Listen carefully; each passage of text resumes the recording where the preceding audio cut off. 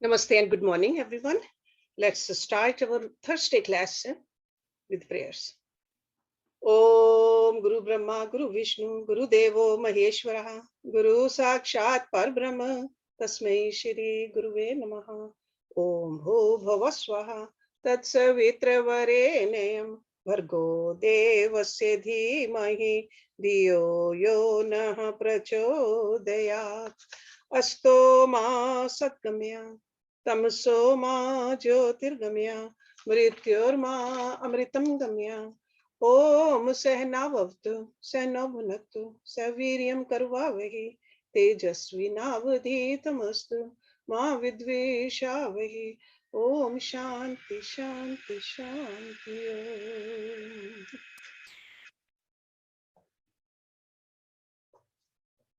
We started the new chapter last week, and this is a chapter number 4. And the Rishi's name is Biplad, and the student's name is Gargya. And if you remember, he's asking a question where he says, "Oh Bhagwan, what are they that sleep in man? What again are awake? Which is the Devta who sees the dream? Who is this happiness? On what do all these depend?" Pretty deep questions and several questions. So deeper the question, more attention we need to pay to the answers also, because answers are pretty deep too. Okay, Upanishads are not written in a simple language, it's very subtle language.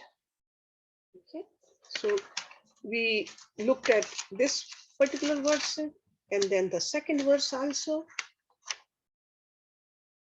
where Rishi Kumar said, "Oh Gargya, just as the rays of the sun when he sets become one in that disk of light, and they come forth again when the sun next rises, so also all these become one in the highest Devta."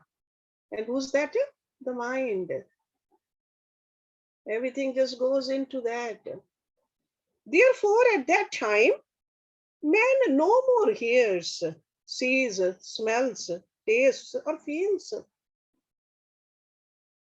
Okay, because all those other Devtas, they have gone back into the mind. Nor does he speak, nor take, nor enjoys, nor evacuate, nor move. And they say, he sleeps. So this is what happens, and every day we experience this. But do we ever pay attention to it? What really happens in the Sopanavastha? So this is a Sopanavastha. Our attention is always into the Jagrata Avastha. But we sleep quite a few hours. And what happens during the sleep, we should know that too. Where are we at that time? What is happening? That's why the yogis, they came up with these techniques. Yoga Nidra, which we just practiced half an hour ago. Those techniques have very deep meaning. Yogis just did not come out anything they gave us just for the sake of giving it to us. There's a deeper implication. See, just like a Jalneti, pranayama. Those are not superficial techniques. There's very deep techniques. Each and every asana also is very deep, if we understand it as a yoga abhyasi. Okay, so this is sleep also. Let's start the class with verse number 3.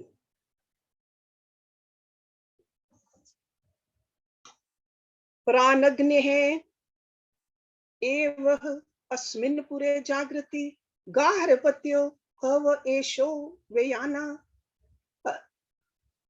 व्यानोः अन्वाहरे पचनोः यद् गार्हपत्यः प्रनीयते पर्यनाद Ahvaniya pranaha. Pran agnya. That's the very first term. The fires of Pran.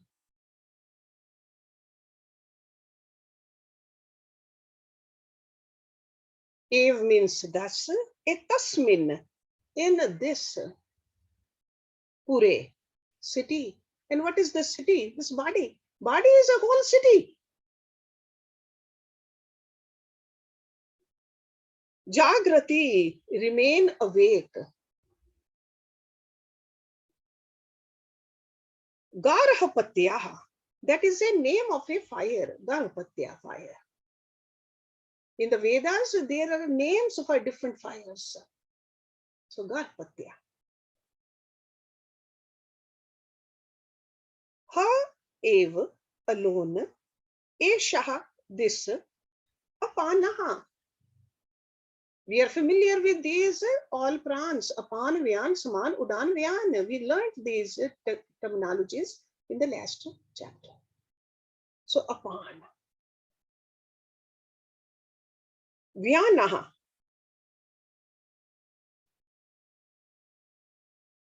Anvaha Harya. Pachnaha. That is a Anvaharya fire. Yat means because.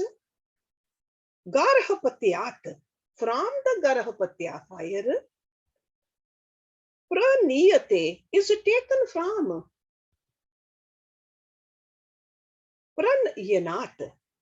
That from which it is taken. Pranaha. Prana. Ahavaniya.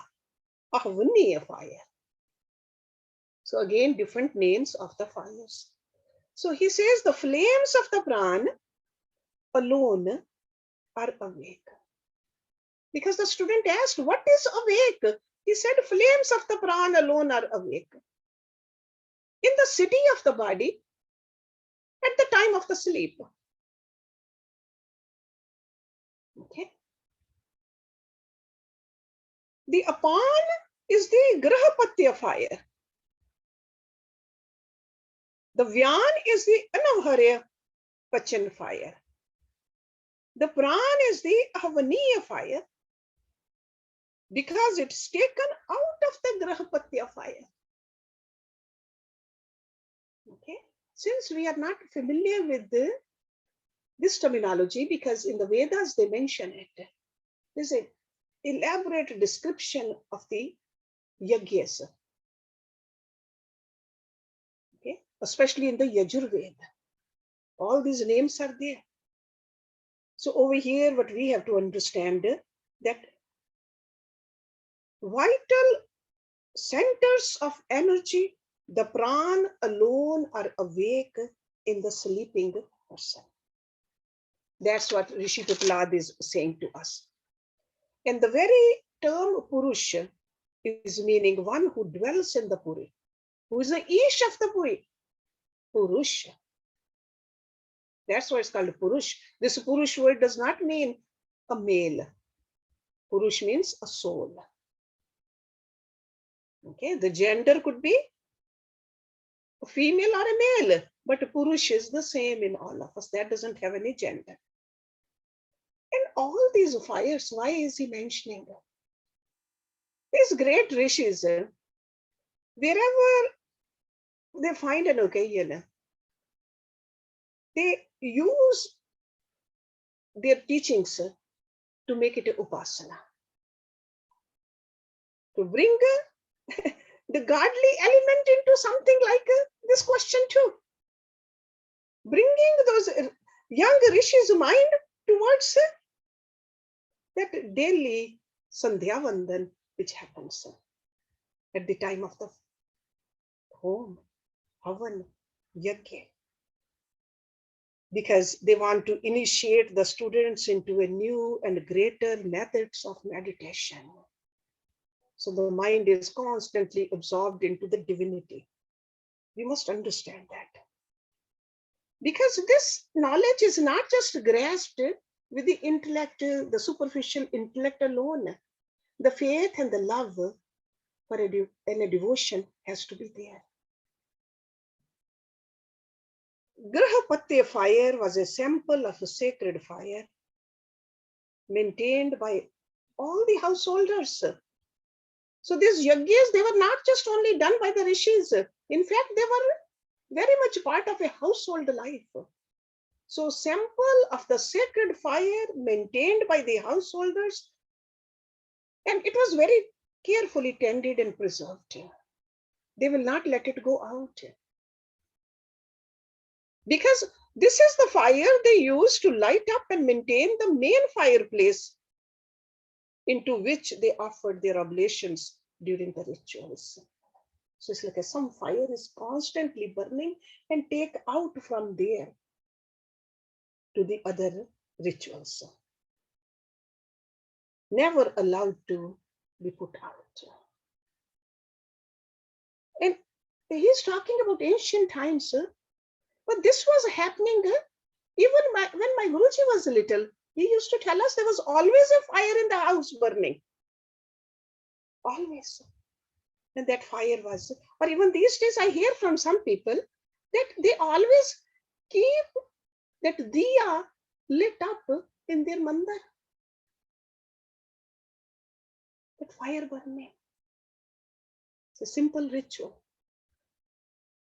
So since the creation of other fires was done with this, and since fire used to go out from the grahapatya, that's why this is simile for the apan.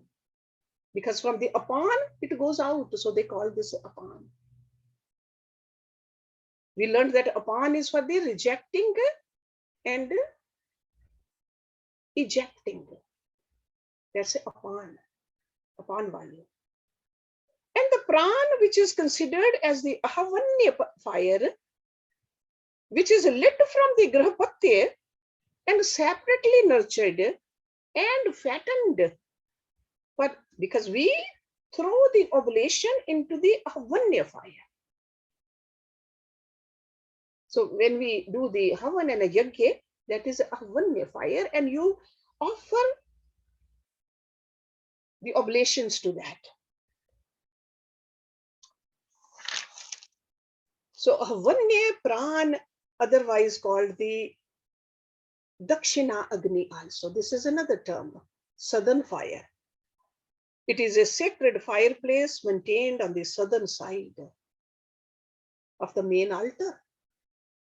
So Karamkandi, they know all this. And this is compared to Vyan. Because you remember Vyan, Pran, we learned it's like a cyclonic energy. It just moves around in the rest of the body, like a cyclone, whistling through all parts of the body. Ultimately leaves its abode through the right side of the heart. Okay, so, but bottom line of this particular verse is that Pran stays awake. And he wants the students to meditate on this. What is really happening? It's not a Pran stays awake and that is it. No, Pran Shakti is a divine Shakti in us. Pran Shakti. And we can connect this with our rituals also. Now let's look at the next verse, because he's still answering all these questions for us. The 3 or 4 questions, if you can break it down from that student. Yad uchasva nichasaho shwasam ev atavahuti samanyatiti sasamanaha manoho vav yajman ishta phalam ev udanaha sa en yajman ahar brahm gamyati. Yat means as. Ushvas nishvas. That means inhalation, exhalation, that's what it means. Ushvas, nishvas. Ahuti, the 2 oblations. Samam, equally. Niyati, takes. Iti, thus. Sa samanaha, that saman. And saman is like a hotri priest. Priest is called a saman because that's who takes care of all this. Manaha, the mind. Ha means verily. Ev, thus. Yajmanaha, the sacrificer. Ishta phalam, the fruit of the sacrifice. Ev means indeed. Udana, that's a udan vayu.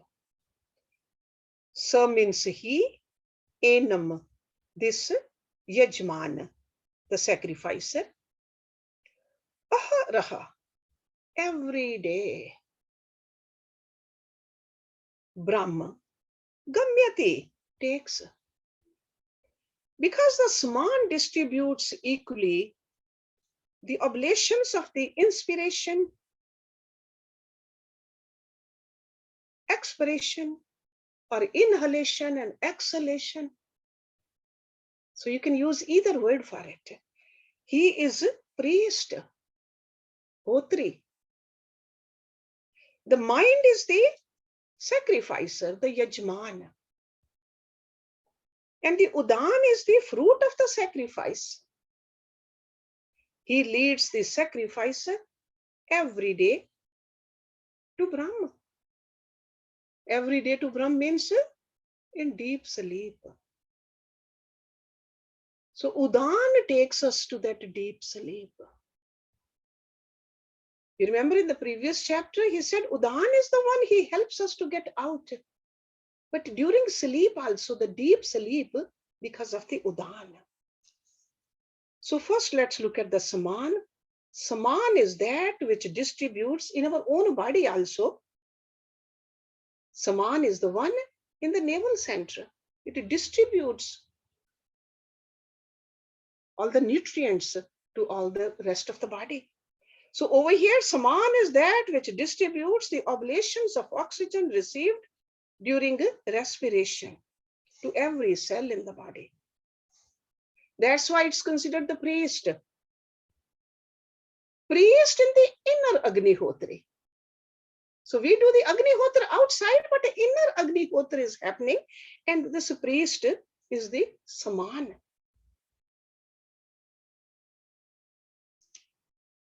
And normally the householder who has organized the yagya, the outer yagya, who has gathered the necessary materials, appointed the various priests, is the very mind, he says. Yajman is the mind.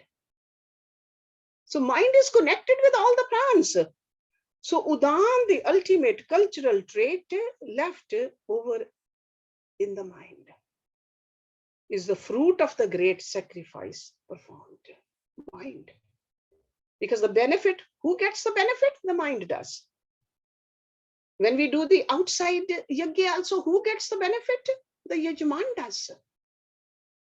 Because Yajman is the one who invites us. Yajman is the one who invites the priest also. Yajman is the one who cleans the house, gets all the material.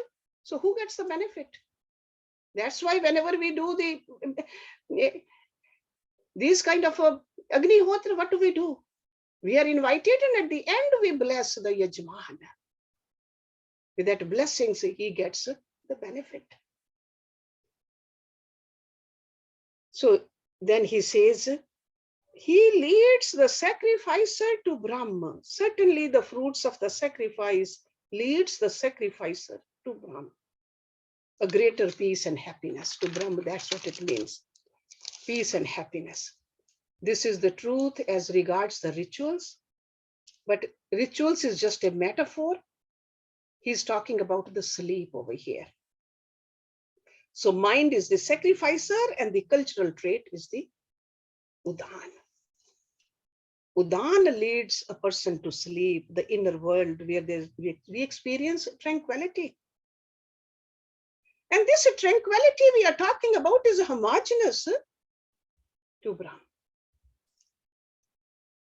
So the state of sleep in this world is relative. That's like a relative space. Peace. In this gross and subtle bodies, this is relative. Because right now, for the time being, we live in this relative world. And deep sleep condition, we are veiled only by ignorance. Because that is a non-apprehension of reality. We are so near to the center. We are so close to the Atma. So in that sense, he says it is nearest to Brahma. When we are in deep sleep, that's where that bliss is coming from. But that's a negative bliss though. We are not conscious of it. We don't go there consciously, even though we feel it. That's why if a day is disturbed, mind is disturbed in the daytime, it takes time to reach that deep sleep also. There's a disturbance in the mind. But if the day was peaceful, it's very easy to go into the deep sleep. So to restate using the word udan, we can say that when the flow of the udan is obstructed, sleep is not easy. And in the last chapter, we saw some of the cultural traits he mentioned, the good habits, the faithful living. When we live for others, we are really helping our udan to move towards the better place. So otherwise, if we have lived a life which is not conducive to this, sleep is not easy. Otherwise, udan, if we are really connected with that sleep is automatic. So udan is the guide that leads the waker and the dreamer and takes us to the halls of sleep. Udan. So he's just bringing our mind towards this deeper layers of our personality. And it is always Upanishadic style to conceal the maximum meaning, the richest treasure, through the help of these metaphors. So it's like a very innocent looking words, but a very deep meaning in those words. Let's look at next one. Because he has mentioned all these prans. Pran, apan, vyan, saman, udan. Okay, so they are all awake. अत्र एष देवः स्वप्ने महिमानम् अनुभवति यदृष्टम् दृष्टम् अनुपश्यति श्रुतम् अश्रुतम् एव अर्थम् अनुशृणोति देश दिगंत एश्च प्रत्यनुभूतं पुनः पुनः प्रत्यनुभवति दृष्टं च अदृष्टं च श्रुतं च अश्रुतं च अनुभूत च अनुभूतं च सत् च असत् च सर्वं पश्यति सर्वः पश्यति. Very poetic verse. Atra means here. Esha means this. Deva means God. And which God he's talking about? The mind. Swapne, in dream. Mehimanam, great, powerful. Anubhavati, perceives, enjoys. Yat means what? Drishtam, drishtam. Whatever seen. Anupashyati, sees again. Shrutam, shrutam. Eva, whatever heard. Artham, object. Anushrinoti, hears again. Desh digantrehe, in different places and directions, digantar. Cha means also. Pratyay anubhutam, perceived. Punaha punaha, again and again. Pratyay anubhavati is perceived. Drishtam, seen. Cha means and, adrishtam, unseen. Shrutam, heard. Ashrutam, not heard. Anubhutam, perceived.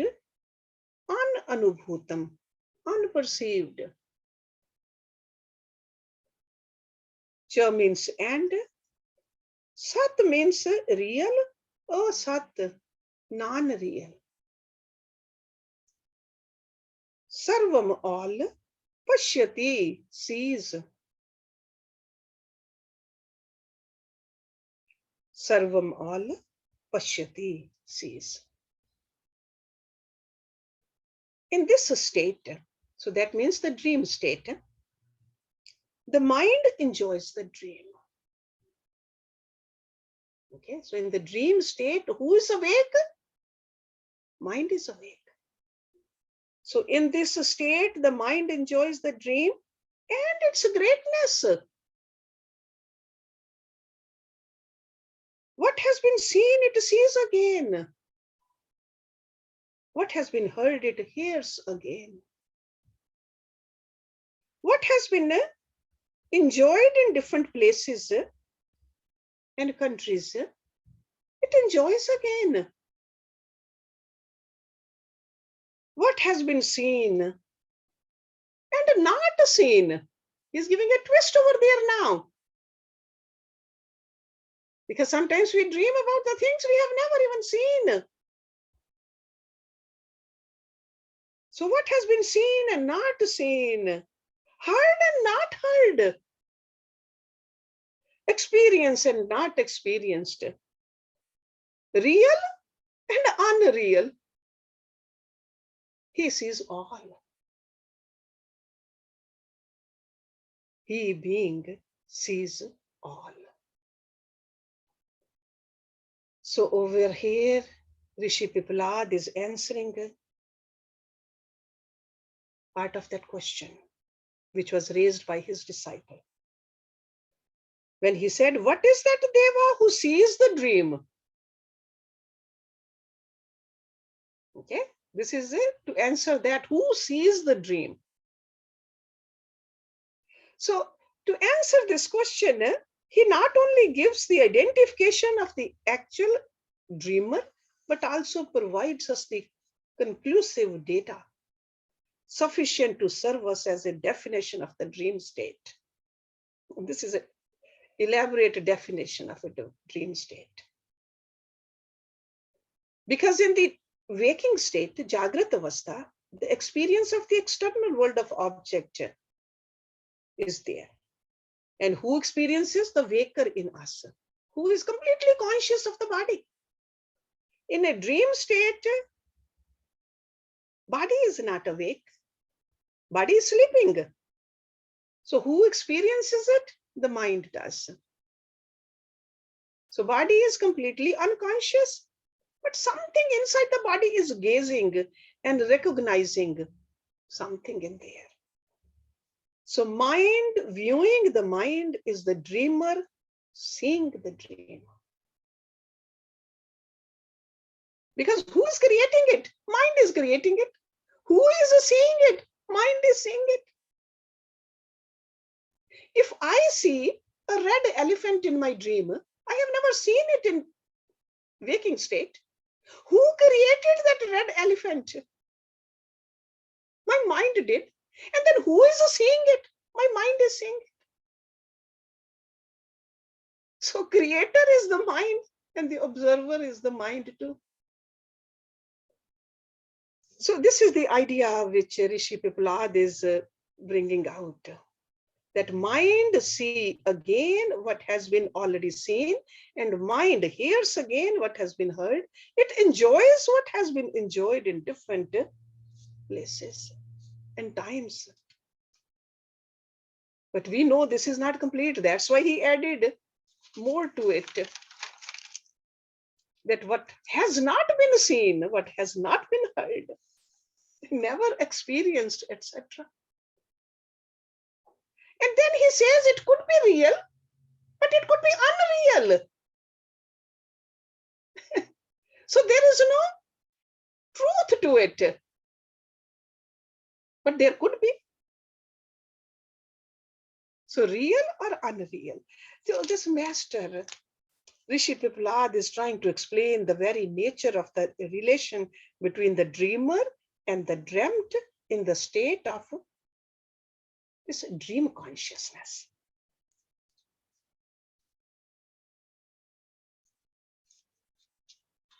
So mind is so powerful, so powerful. But yet, dream is nothing but mental impressions gathered by the individual in his waking state. Remember that. We gather those. And then in our sleep, in a dream state, our mind just plays the tricks on us. With the combination of all those what we saw, what we did. So that's why they say that during the wake state, if we live sattvic, our dreams will be sattvic. We have control over only in our wakeful state. Dream state, we don't.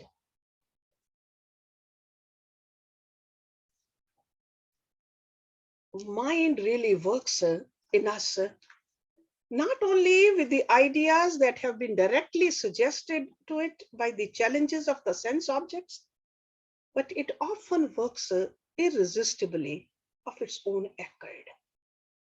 That's how powerful this mind is. Just wanders. And in the dream, it so happens that the mind watches the impressions left on it by the subconscious ideas that have been created by the corresponding thoughts. When they rise, the waker was not fully aware of it. Because you say, I was sleeping. Where did the thoughts come from? They came from somewhere, from the mind. So that's why he said experienced and not experienced, real and not and unreal, sat and asat. So Rishi Piplad is trying to incorporate all kinds of raw material and drawing, making this drawing of the dream world for us. All kinds of sparks of ideas. Okay. Let's look at one more verse.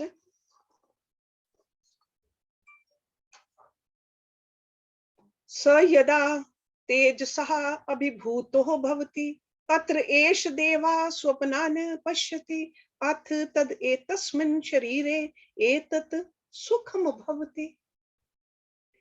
So means he, again he means the mind. Yada means when, tejasaha, with the power, abhibhutaha, overpowered, bhavati, becomes. Atra means here, that means in this condition. Eshaha, this, devaha, God. That means Jivatma over here. Swapanan, the dreams, na pashyati, does not see. Tada means then. At means now or therefore. Etasmin sharire, in this body.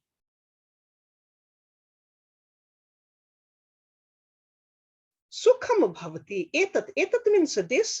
Sukham means bliss. Bhavati means becomes or enjoyed. when a mind is overpowered by light. Tej. When the mind is overpowered by light, that mind sees no dream. At that time, bliss arises in the body.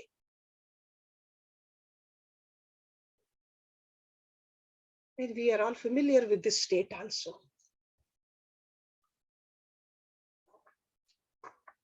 So in a dream, the physical body is not available to the dreamer's consciousness. But the dreamer is conscious of the dream body.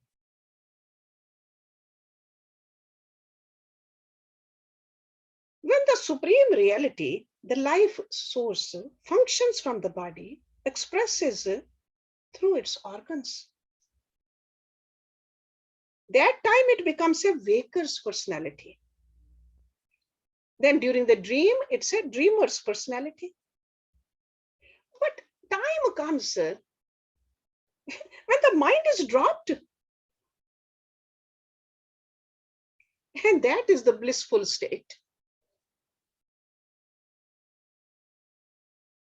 This is the deep sleep state he is talking about. And it's a beautiful way he has explained it. When a mind is overpowered by light, it's not a mind's light, it's a light of the Atma.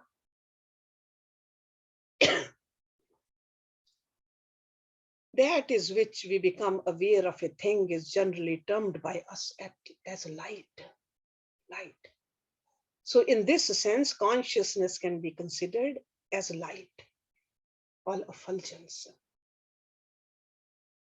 So when the mind is withdrawing itself from its dreams, it comes nearer the source of all light.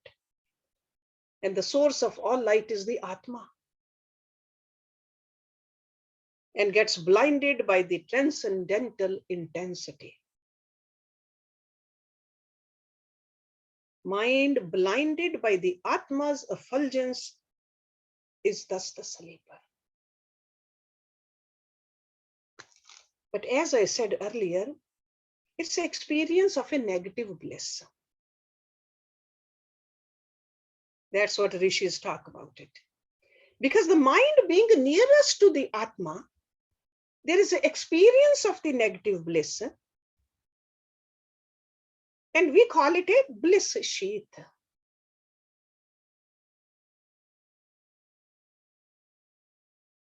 And why we call it a negative bliss? Because of the absence of any mental or intellectual commotions in the physical structure of pains and limitations.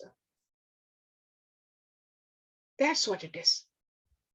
It's almost like if somebody is walking on the street, carrying a lot of burden on the head, like a big bundle of wood, feeling painful, heavy, sweating. Then he just drops it down, that bundle. He feels sukh. That sukh is not coming from somewhere. Sukh is only by dropping that bundle down. Right? So in the same way, in a deep sleep, we are just dropping the mental pressures, intellectual doubts, or the physical pains. That's all we are doing.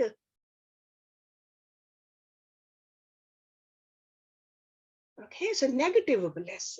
But what is a positive bliss? When we go consciously into the samadhi, that is a positive bliss. So during deep sleep, every night we go to the deep sleep. When we get up, we are the same.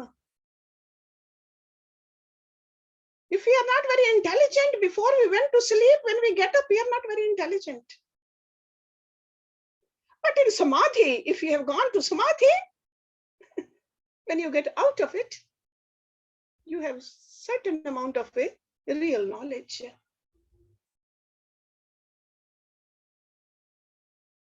Okay. So this is the reason it's called a negative bliss. So in the deep sleep state, the sorrows caused by mental agitations are no more. So comparatively, we term sleep as a state of bliss. When we are neither seeing the dream nor are awake and no disturbances from outside, we experience the inflow of a limitless and homogeneous negative bliss. And that is a deep sleep. And longer we can stay in the deep sleep, more restful we feel. Because the burden of that mental burden, intellectual burden has been lifted away. Okay?